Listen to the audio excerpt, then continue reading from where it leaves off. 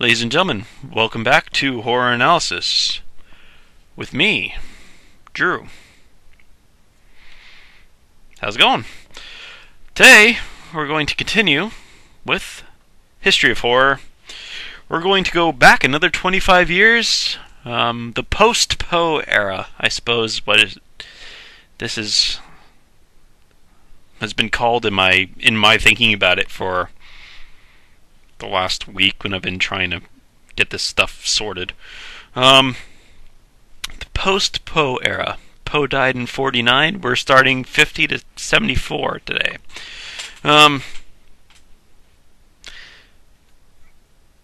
And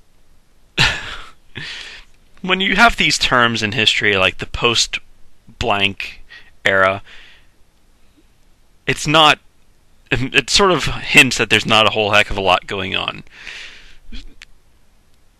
There is in this era, but it's not as much as some of the other eras. Poe and his contemporaries is going to be a pretty big video. And of course the last video, I think I broke an hour. I'm pretty sure I broke an hour on it. And that was the beginning of film and the end of the 19th century. 75 to 1875 to 1899. The pre-20th century video. Luckily, not luckily, but for the 1850 to 1874 and anything further video-wise, we're not going to have to deal with movies because movies didn't start until the 1890s, or the very late 1880s. Horror movies didn't start until the 1890s. Right. Yes, notes. Of course, we're still dealing with Shill, Howard Phillips Lovecraft, supernatural horror and literature. Now that we're back far enough, we don't have to have the modern masters. None of the modern masters wrote this far back. Maybe Macken's Varied Juvenilia. I don't even think Macken's stuff is... He was probably writing like his ABCs at this point, but he wasn't writing for publication.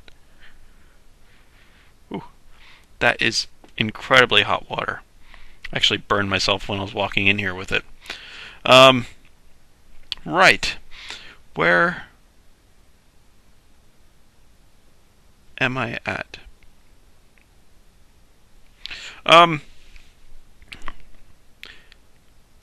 There's people that Lovecraft wants to talk about in this section, and there's people that I want to talk about in this section. We're going to talk about both, but I'm going to probably shortchange Lovecraft's picks, like Nathaniel Hawthorne. I don't have any issues with Hawthorne, but he's essentially a contemporary of Poe. The one big horror book that he wrote in this section was a big horror book. It's The House of Seven Gables. He wrote it in 1851. Notes. 1851. So 1 year after the advent of this period, which is essentially a Poe era story. The other two that he wrote during this time were Americanizing Greek mythology, from what Lovecraft said and from what I got from Wikipedia. It seemed, I'm not familiar with those. It's the Wonder Book for Boys and Girls and the Tanglewood Tales. Americanizing Greek mythology. Those were in the early 1850s too, but the two big ones that I really like out of this period, Joseph Sheridan Le Fanu, which Lovecraft wasn't really crazy about, and from what I read someplace, a lot of people in the early 20th century didn't like Le Fanu, with the exception of M.R. James, modern master. But I'm kind of thinking, I still think that ghost stories of today are directly related to Sheridan Le Fanu's stories. Probably because they're related to ghost stories of today are M.R. James stories, or out of the M.R. James vein, and Sheridan Le Fanu was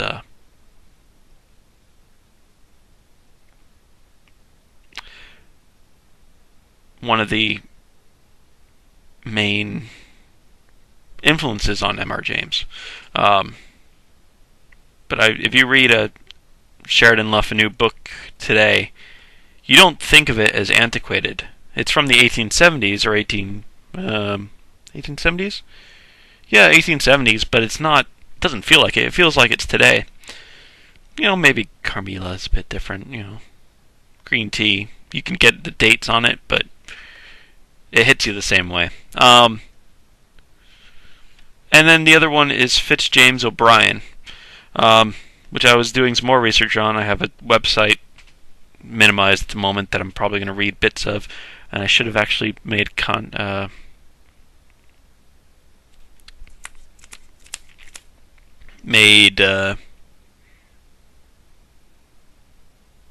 little thing saying where I got the website. I'll read it out to you, and I'll probably see if I can put it up on the screen in post-production thing. Alright, so which one's going to get the first one? Alright, Joseph Sheridan Le Fanu.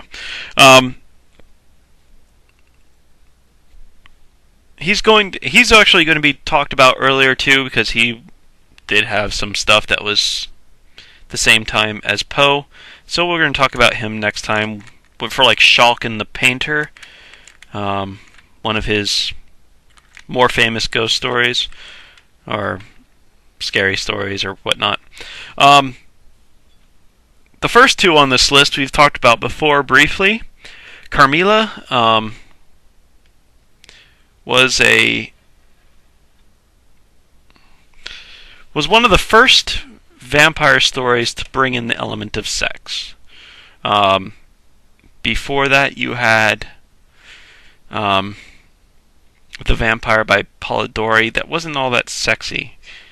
The guy seduced somebody, but it wasn't sexy. This is a lesbian vampire story, and yeah, it's kind of sexy. I don't know how lesbian it is. It all over Wikipedia. It's lesbian, lesbian, lesbian, lesbian. I didn't really, I got lesbian in the same way that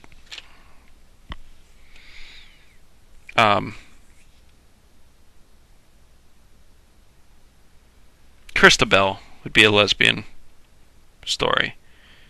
I guess most people think of that as lesbian, lesbian, lesbian too, but I didn't think it was all that. What's the word? I thought it was subtle. I didn't think it was all that glaring. I might be completely naive in that. It's been a few years since I've read it too, so. But definitely, Carmilla was a big influence on Dracula, big influence on modern vampires.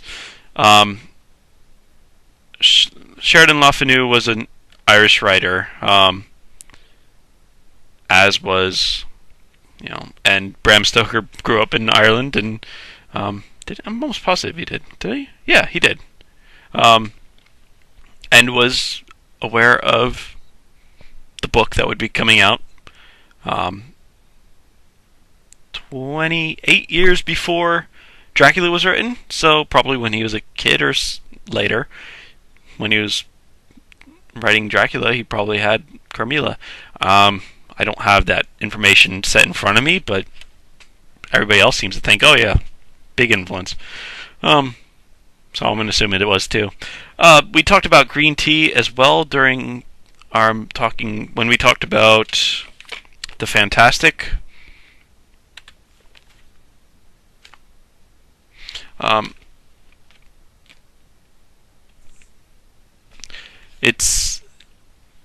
You can't tell whether it's supernatural or naturalistic explanation of the events. And it's good. I actually listened to it. I listened to it after I did the video for Fantastic.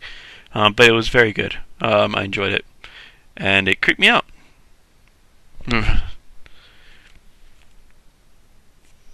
Actually, one of the other things that creeped me out, obviously ghosts creep me out, so Sheridan Le Fanu is going to be something that usually scares me. But the other thing that freaks me out is neck stuff. Whenever someone's neck gets cut, oh, it gives me the willies. I can't deal with it. On film, it's even worse. I gotta leave.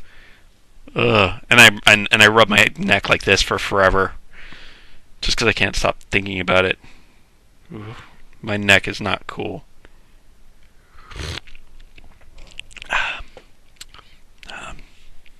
Yeah, and of course the guy committed suicide by cutting his throat, which is gross. Spoiler, not really a spoiler. It says that he committed suicide within the first page and a half of the book. So yeah, Green Tea, 1872. These were both in a Glass Darkly. Was one of his short stories. Another of his short story one was Chronicles of the Golden Friars, 1871. One of his novels was Uncle Silas, 1864.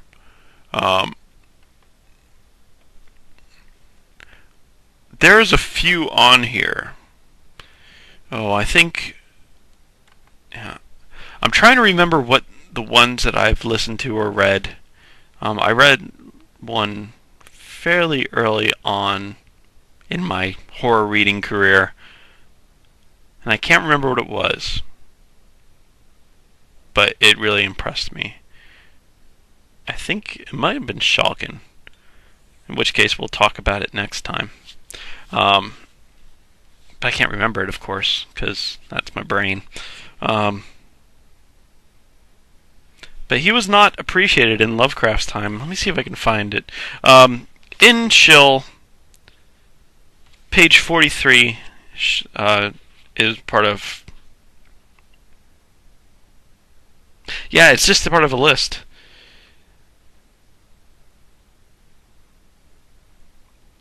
The romantic semi-Gothic quasi-moral tradition here represented was carried far down the 19th century by such authors as Joseph Sheridan Le Fanu, Wilkie Collins, Sir Rider Haggard, H. Rider Haggard,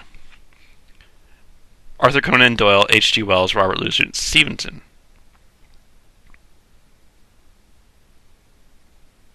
Dr. Jekyll, Mr. Hyde, and Body Snatcher are mentioned for Stevenson. Nothing is mentioned for Sheridan Le Fanu, which is really cruel.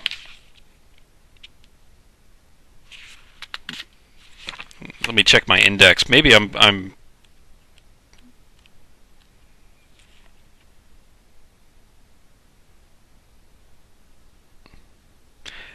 no. Oh, maybe it's under L. Le Fanu.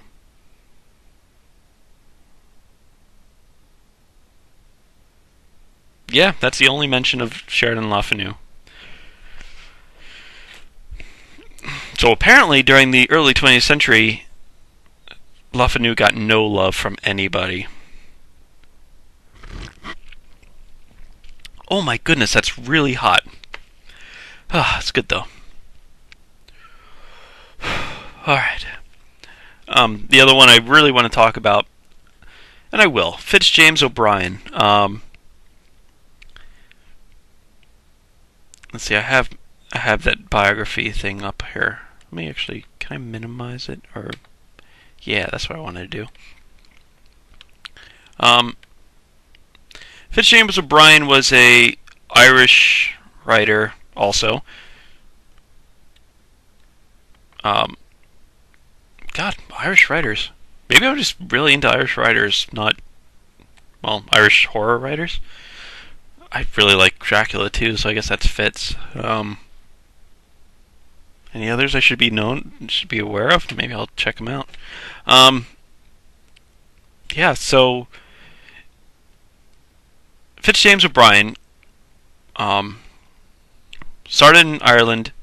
He moved to England, and apparently he spent his fortune. He became a bohemian writer. a bohemian artist. The one book attributed to him in England before he moved to America was this first one, An Arabian Nightmare, and you can't really even say if it was really written by him. It was published anonymously, and it is now ascribed to O'Brien. So whatever that means.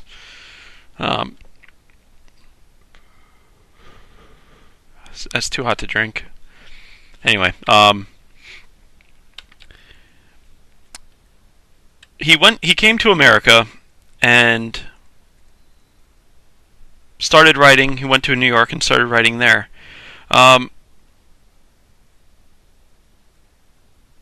He started writing horror stories.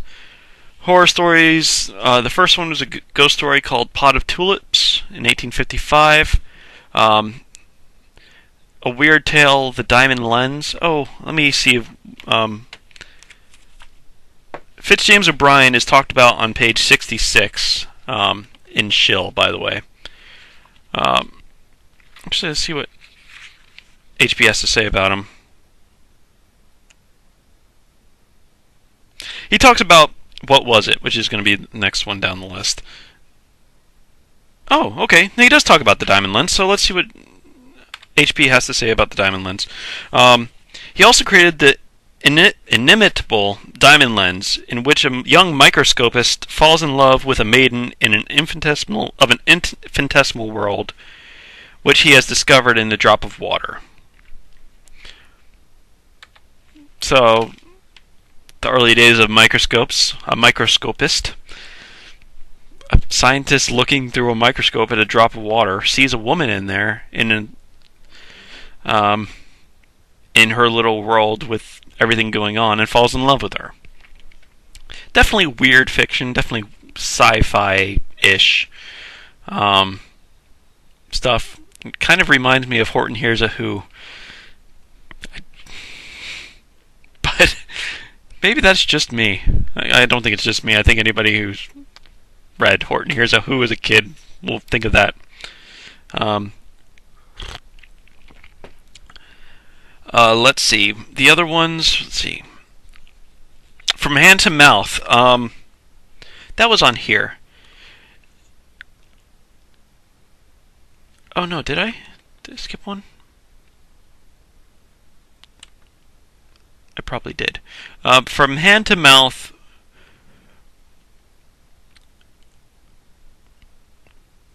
was, according to one guy on this, the website that I'm getting this from is a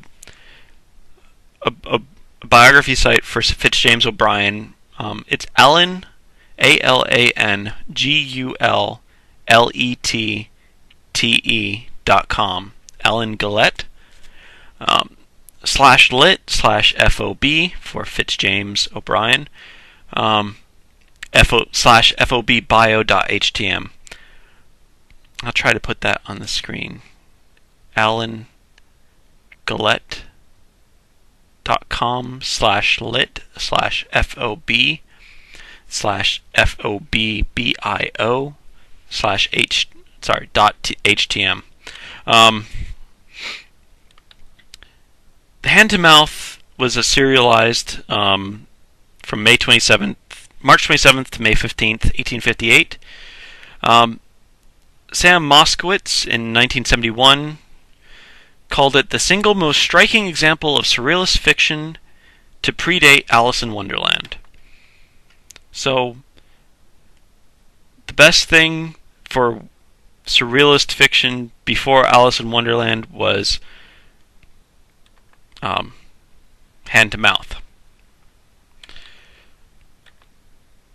What Was It? A Mystery is one that both Alan Gullette and HP are going to be talking about.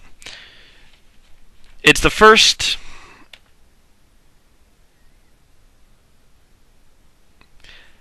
well-shaped short story of a tangible but invisible being.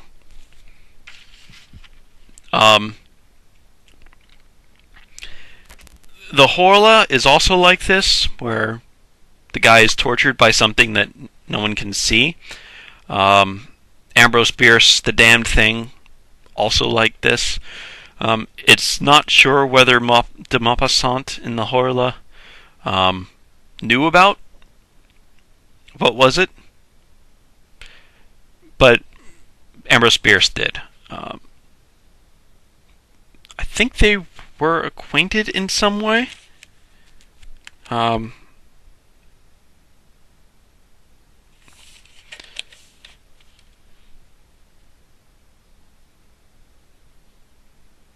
Maybe not. I'm not sure. I don't know why I was thinking that. They're back to back in SHIL, supernatural horror literature.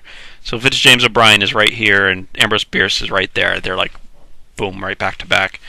And there's a lot in common with them. About the time this ends, 1871 would be Ambrose Bierce's first horror short story. I'm not sure if he started writing as a newspaper person before that. And O'Brien died in 1962. Really? 1862? Yeah, he died in the Civil War. So, what was it? A mystery. 1859. The Wondersmith. Actually, what was the Wondersmith? The Wondersmith was evil mannequins being brought to life by evil spirits. Sort of what did he say? Precursor of Capek's first robots, according to the website. I don't know what that means, but who turn against their creators. So mannequins animated by evil spirits that turn against their creators. Sort of one of the first robots turning against the creators, Gog and Magog. That sort of thing. Capek. I gotta find out what Capek is. This is gonna drive me nuts. And finally, Demon of the Gibbet, which is probably one of my favorite horror poems. It's very, very good and quite haunting and kind of scary too. So I don't have it. I looked all over. I couldn't find a date for this one at all. But I think I'm planning on doing a horror music and horror poetry together, so I'll probably go over that then. But I mean, there's Christabel, probably at the top of the horror poetry pantheon. I know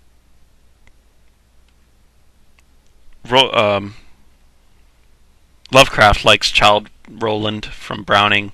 I'm not really crazy about it myself. And then underneath that is, The Earl King by Goethe, and Demon of the Gibbet is right there. I think it's as good as The Earl King, if not better. Well, as good. It's very similar.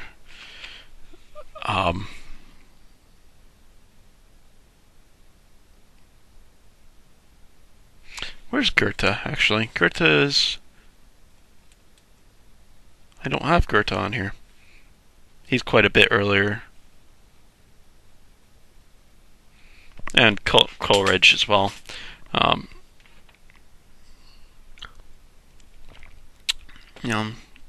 Coleridge is probably at the top of it, but Goethe's close second. Maybe O'Brien ties for second. In my mind, he does anyway. But we'll go over that more when we go over poetry. And hopefully I'll find some more O'Brien poems, if they're creepy and stuff like Demon of the Gibbet is. It's available on LibriVox. Go and check it out on LibriVox.org.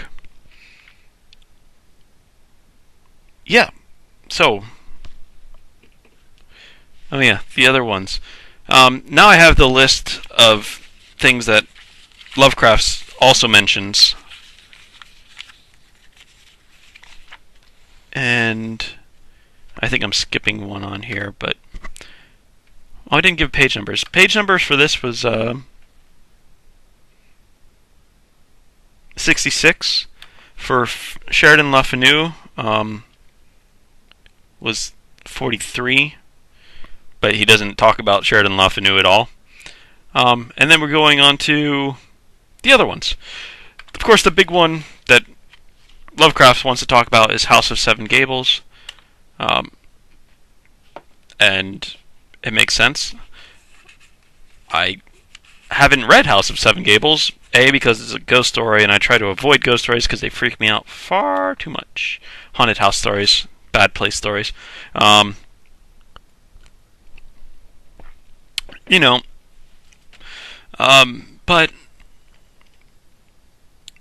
I'm not really familiar with a lot of Hawthorne. The only Hawthorne I was forced to read in school was Goodman Brown. I didn't like it at the time. It didn't really creep me out. It just sort of, I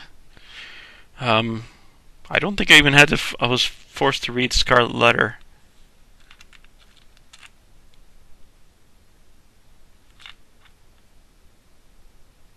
Yeah, so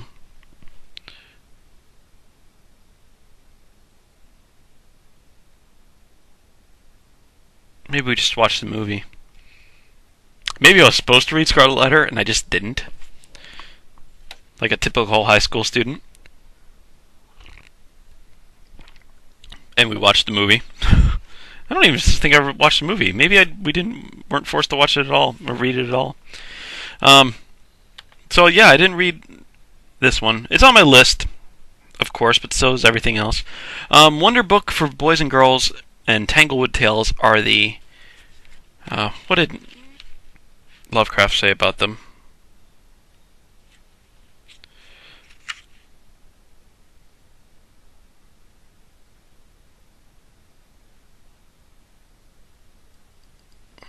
Oh, he calls them a Teutonized retelling of classic myths for children. Not Americanized, Teutonized. Isn't that Germanicized? I don't know. I'm not familiar with these books either, so I can't say either way. Teutonized. It's not really a adjective that pops up all that often. Adverb? Adverb in this case.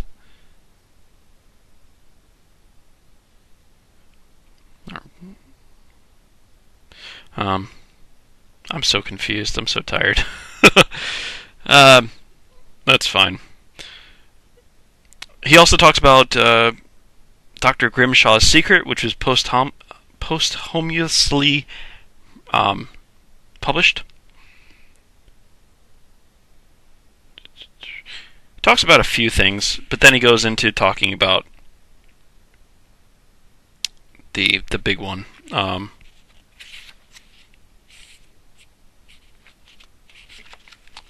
House of Seven Gables, and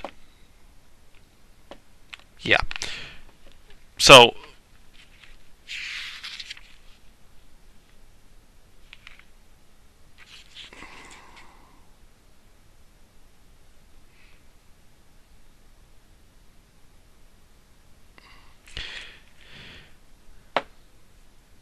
what Lovecraft says about Hawthorne in general is that he's very weird. He's so definitely weird tradition, but this is also what Poe's criticism of Hawthorne was.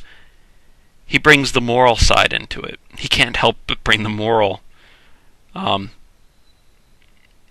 judgments into his writing.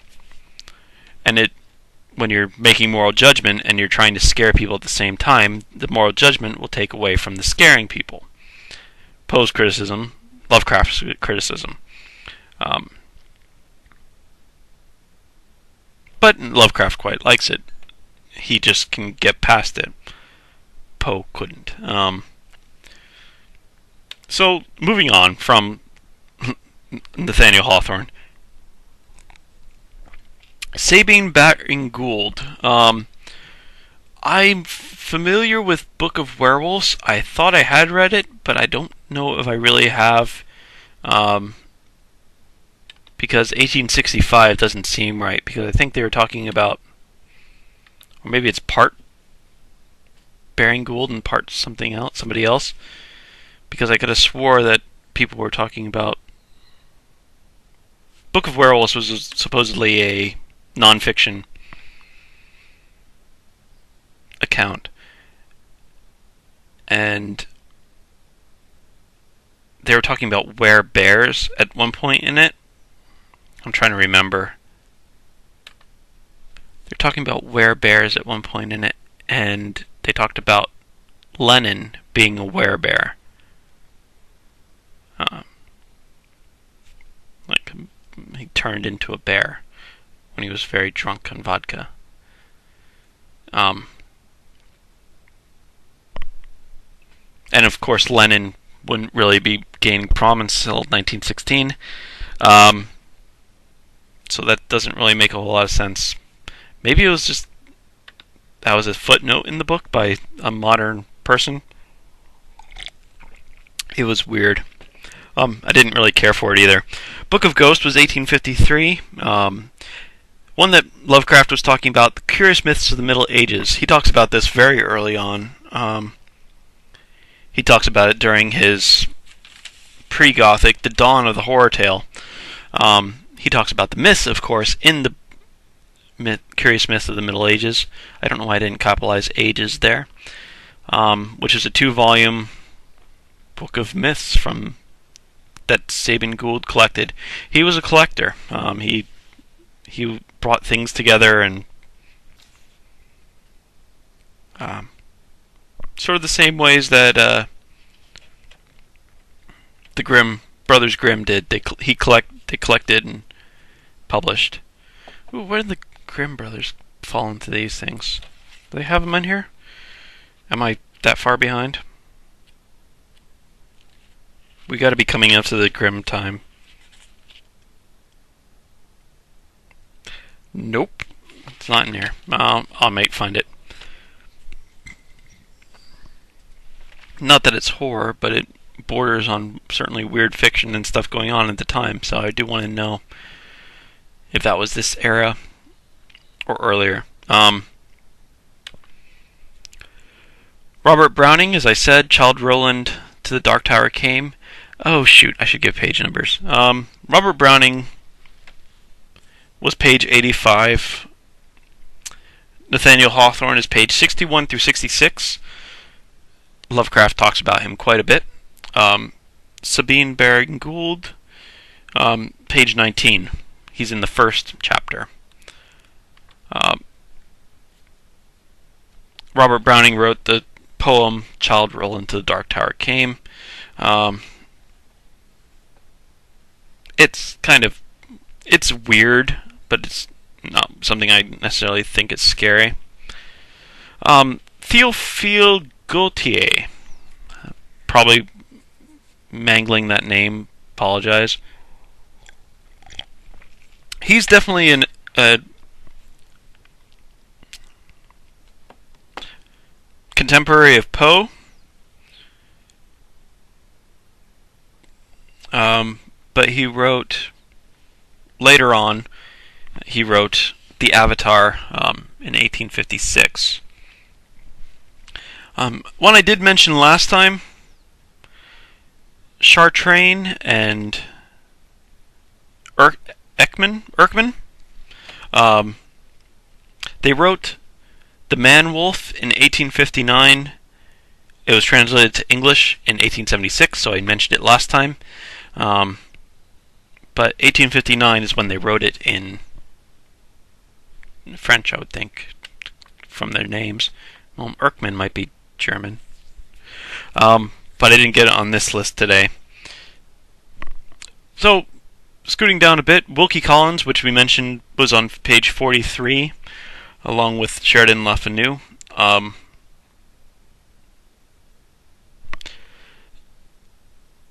He wrote, well, two from this time.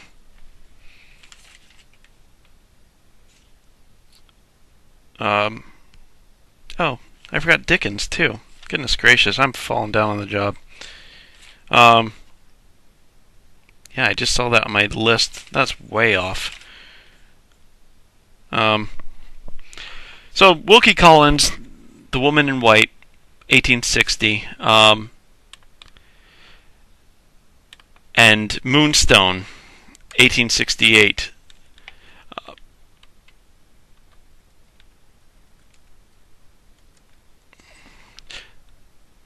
Right. So those were. He was definitely a contemporary. He was actually a friend of Charles Dickens. And I'm really quickly looking up Charles Dickens in the background, by the way. This is my penance for not being prepared. Literary style, blah, blah, blah. And two of the things that he wrote were, I guess, weird mysteries. I don't think they were purely ghost stories, but they. Oh, good. So some of these are going to be next time.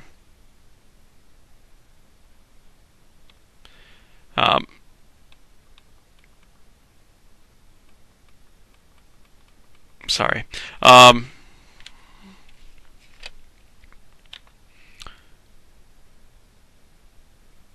They weren't purely ghost stories.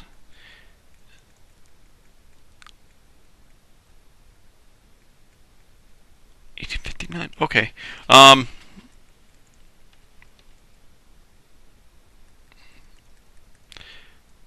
What's Druid?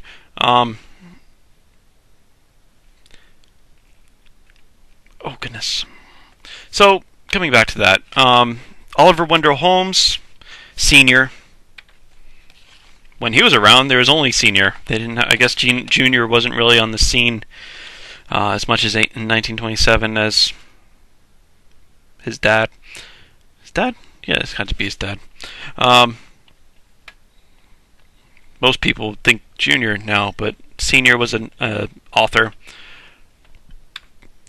The weird one that Lovecraft wants to talk about, and he talks about it on page 70, was Elsie Venner, published in 1861. Not one I'm familiar with. I'm not really familiar with much of Holmes' stuff. And then we jump back to Ambrose Bierce. Of course, I'm a big Bierce fan. His first two stories, just the first two, came out during this time. That's why we talked about him so much last time and the time before that. The Haunted Valley was his first one in 1871, and The Unfinished Race was 1873. The Unfinished Race seemed to be... I looked it up today. It was a guy who's in a bar takes a bet to run from the town he's in to the town over, which is 9 miles. And the person he takes a bet with starts running with him, and then hops on a carriage or a cart that's going along beside him, just to see if he can do it. And at one point he trips, and he's falling, and he screams out, "Ah!" And before he hits the ground, he disappears,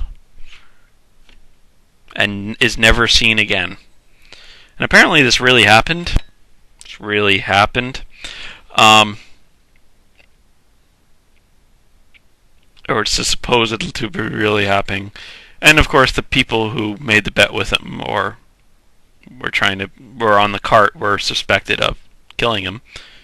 Which, if this was a real person and it really happened, he didn't disappear into nothingness. Someone killed him and hid his body. And finally, Gustave Flaubert. I never pronounce this guy's name right. Gustave Flaubert. That's right.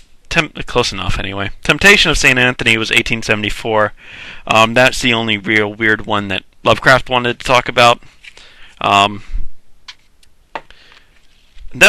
He talks about him on 48.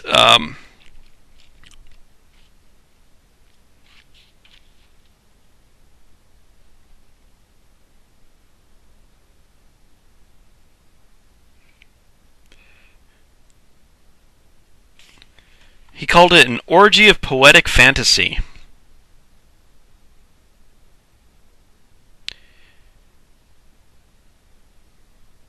If he didn't have a strong realistic bias, he might have been an archweaver of tapestried terrors.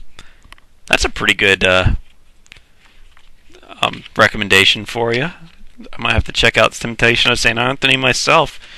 And of course, the one I forgot, because I have these all highlighted.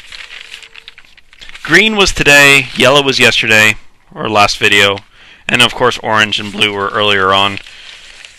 I have Dickens highlighted for you last time, and he's supposed to be in this time. Especially the one that Lovecraft talks about, The Signalman, which was 1866, which is about a train signal at the times. You know, had to have a guy watching it the whole time, because back then they weren't really. There's no automation, of course.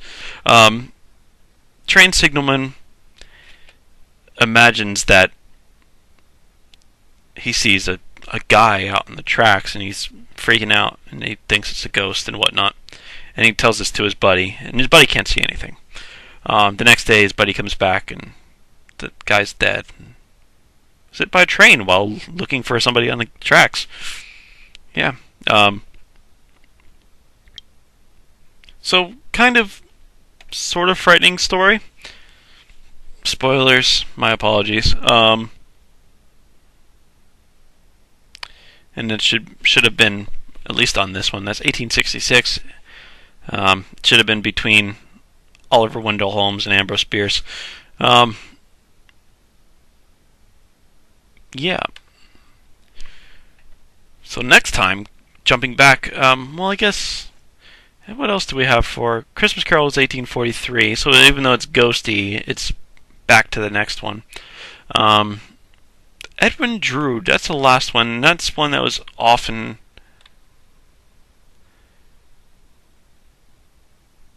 talked about as being horror-esque.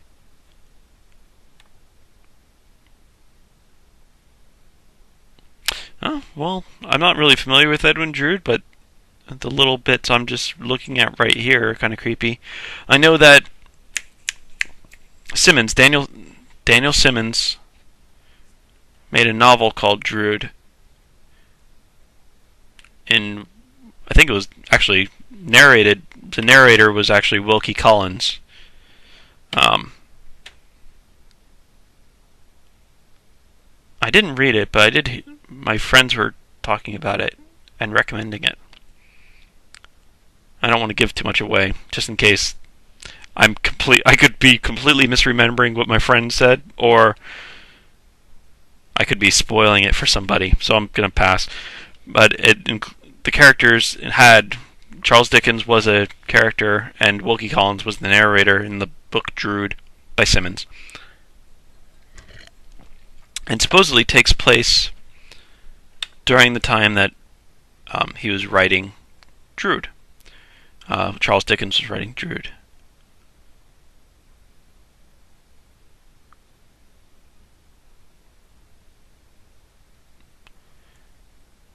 Yeah, they're saying from. I'm just skimming through real quick of this the Wikipedia article on Edwin Drood, the mystery of Edwin Drood.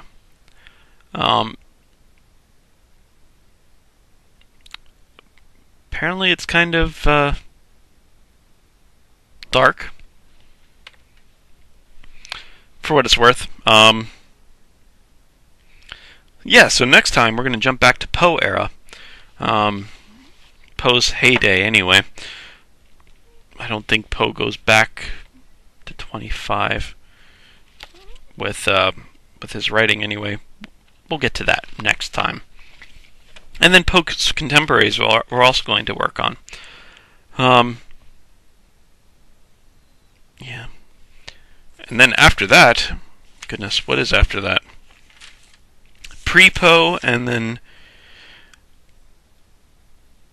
which is a section called Aftermath of the Gothic. which is getting into Mary Shelley area. An apex of the Gothic, early Gothic, and then, dawn of the horror tale. I'm not sure how many more videos that will be. We've been in history of horror quite a while, haven't we, folks? It's turning out to be by far the biggest section.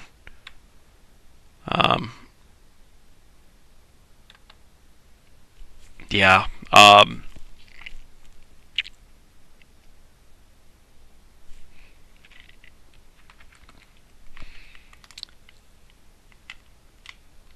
that's okay. I'm okay with that. Actually, I'm ready to. I do want to go into, horror anthropology soon, though. I still haven't decided whether. I think I've pretty much decided I'm not going to do it out of order and do a horror anthropology section before History of Horror. But I'm tempted. Maybe I'll do a video out of order, just so I can break up the horror History of Horror videos. Yeah. You don't care. You're going to watch them in the right order anyway. Alright, folks. This is Drew. Thanks for watching Horror Analysis. I'll see you next time.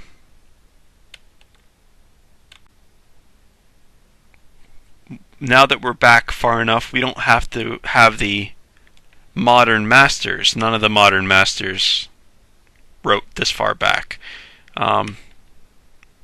Maybe Macken's Varied Juvenilia. I don't even think Macken's stuff is... He was probably writing like his ABCs at this point, but he wasn't writing for publication. Ooh, that is incredibly hot water. I actually burned myself when I was walking in here with it. Right. Where am I at?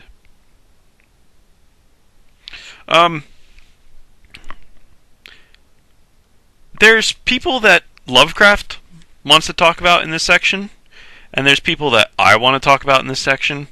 We're going to talk about both, but I'm going to probably shortchange Lovecraft's picks, like Nathaniel Hawthorne. I don't have any issues with Hawthorne, but he's essentially a contemporary of Poe. The one big horror book that... But I'm kind of thinking... I still think that ghost stories of today are directly related to Sheridan Le Fanu stories. Probably because they're related to... Ghost stories of today are M.R. James stories. Or out of the M.R. James vein. And Sheridan Le Fanu was...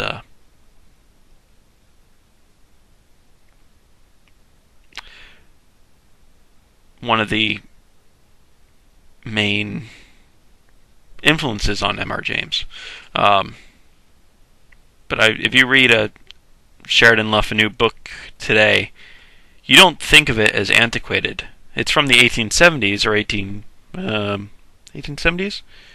Yeah, 1870s, but it's not, it doesn't feel like it. It feels like it's today.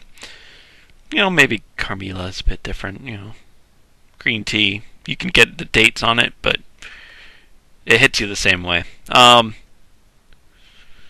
then the other one is he wrote in this section was a big horror book. It's The House of Seven Gables. He wrote it in 1851. Notes.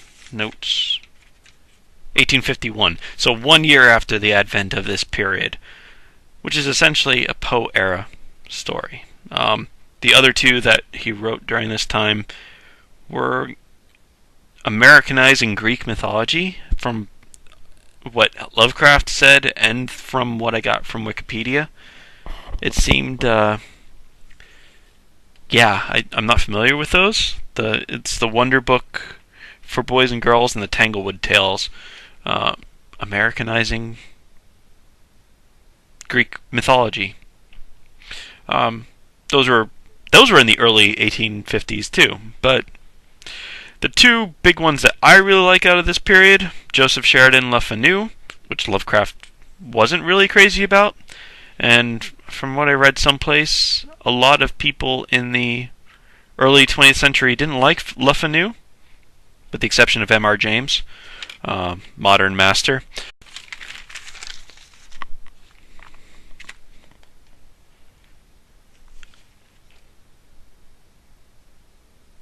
Ladies and gentlemen, welcome back to Horror Analysis with me, Drew. How's it going? Today, we're going to continue with History of Horror. We're going to go back another 25 years, the post-Poe era, I suppose. This has been called in my thinking about it for the last week when I've been trying to get this stuff sorted. The post-Poe era. Poe died in 49. We're starting 50 to 74 today.